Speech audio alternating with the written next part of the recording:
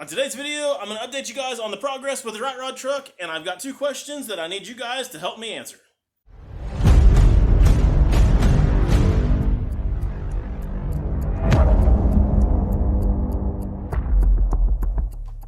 What's up everyone, welcome back to the Hardcore Fab Shop. I am Anthony Bronner, and yes, today I've got you an update on the rat rod truck, and I do have a couple of questions for you guys, but let's do the update first.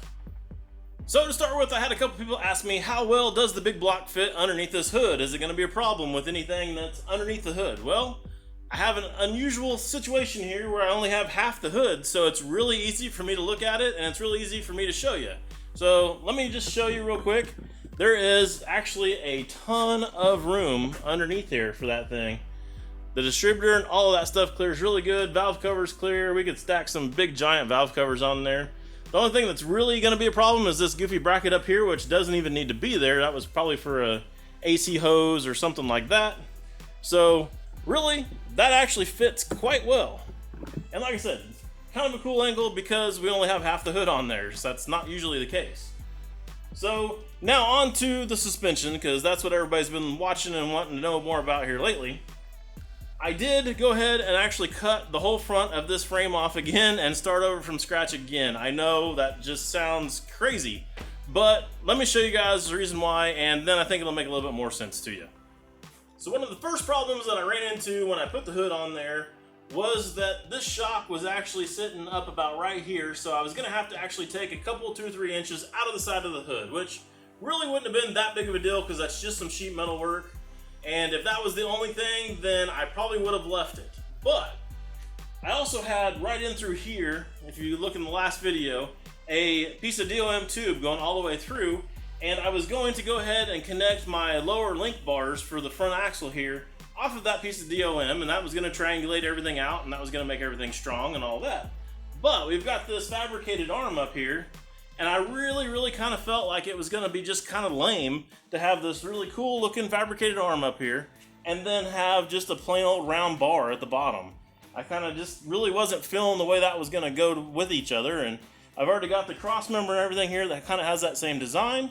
So I decided to go ahead and cut all that off, start over again, because I hadn't got that far with it yet really. It was just a matter of wasting a couple square feet of metal, so just some time. So now I've got the bushing in here that this one's all rocking on and everything. I'm going to put another bushing in the bottom, and then I'm going to make another fabricated arm that kind of matches this one up here that's going to go up to that front axle. I think that's going to look a lot better, and everything's going to kind of look like it's all supposed to be there. So that was kind of the main reason why. There was one more thing, and the way I had this before, this pivot point right here was a little bit higher as well, just kind of matches that shock. And it was kicking the bag at just a little bit of a weird angle. I didn't really like the way that bag looked when it was at ride height. If it would have been just weird at the top or maybe a little weird at the bottom, I could have probably lived with that. But being at ride height where it's going to be all the time and have the most stress on it and everything, I just didn't like it like that. So I went ahead and just decided to scrap everything and start over again. One more thing, while I was in there drawing it up, I went ahead and stretched this bolt here out a couple more inches, and now we have close to 8 inches of travel with this whole system. I think I'm going to like that a lot better in the end. So now that you can see that this arm is actually all together, you can really get a feel for how it's all going to work. Right now, this shock is actually extended all the way out. I've got a bolt in here that doesn't quite fit, so it's a little bit loose, but it won't be in the end. So right now it's extended all the way out, so we're clearing our hood. We've got plenty of room there for everything. And our bag has got plenty of travel left in it still, so it's not stretching it or doing anything weird there.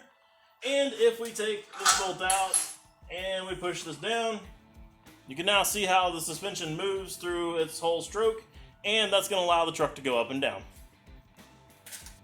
So since I have the one side done, I can actually show you guys what it took to be able to get this side done. Let me flip this around and I'll show you all the pieces to that. So here you can see the plate that I built to be able to mount all this stuff, and a sleeve that I got up here for our bushing halves to go into. I tacked that all together. I made this piece line up here where it'd be flush with the top of this frame rail, so it'd be real easy to mount everything. Got plenty of room in here for the bags, of course.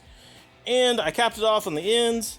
The piece that I capped it off on the end, I tapered, so it gives it a pretty cool look. It's not just straight up and down. That also gives us a little bit of space here around that bushing so that there's plenty of room for the bracket to come down over and not have any metal on metal. You see on the other side, I did that same thing. I welded it all up and ground it all down already. Kind of see up in there, plenty of room on that bracket, so we're looking really good there. Then on the arm, it's basically just a couple pieces of plate and another cap on top of it doing the exact same thing. I think it's a pretty slick deal, and I think it'll look really good in the end. Let me know what you guys think in the comments below. So I know some of you guys are going to ask, how did I mount that bag to the square tubing? Well, there's one hole in the bottom of it, and there's two holes in the top. So on the bottom hole, you could just drill a hole through the frame, and then you could try to fish a bolt up through there and go into that bag. But I find that to be kind of a pain in the rear. So I've got a little different scenario going on. I cut this plate. This plate actually fits snug right up against there, and then it's got a hole in it right where I need the bag to go. So what I can do with it is I can actually bolt it to the bottom of the bag, put it all together, have it lined up where I need it to be, and then I can line everything up here, pull the bag back off. Let me back up. Weld the bolt to this plate, pull the bag back off, and then stick this on there. Drill a hole here, of course, so that the end of the nut that's welded to this plate, I keep saying nut, the end of the bolt that's welded to this plate can go through that hole. And then now I've got a couple of spots here where I can plug weld it, and I just threw a bead here on the ends. Now it's going to be there forever, and to get the bag on, just sit the bag on and start screwing, and it can screw the bag right down on there. Take it off, just in reverse, just unscrew it, and you're good to go. Now that you guys are caught up on what I've been doing this week, I need your guys' help. And the first situation that I need your guys' help with is some advice on what I should do with the frame. I've got this full custom chassis underneath this truck. What should I do with it? Should I paint it? Should I powder coat it? Should I just let it rust? What's your guys' opinion on all those things? Let me know down in the comments below, of course. And I'm really curious to see what you guys have to say about it. Don't worry about color or anything like that. If we are talking about paint, that can be a conversation for another day. I just want to talk about whether or not it should have color on it, basically, or should it rust. The other thing that I need your guys' help with is some AC, because it's like 103 outside and I'm dying in here because no AC in the shop. Okay, no, so that's not really it, but seriously, if somebody wants to send me some, hey. Okay, seriously though, I really do need some help with coming up with a name for the truck. I've been calling it just the Rat Rod truck, as you guys have seen, but the truck needs a name, and I'm just not very good at coming up with names. I don't know why, I just can't do it. I can take a bunch of metal and make a truck, but I can't name it. So I need you guys' help with that. If you would, anything you got, whatever it is, throw it down in the comments below.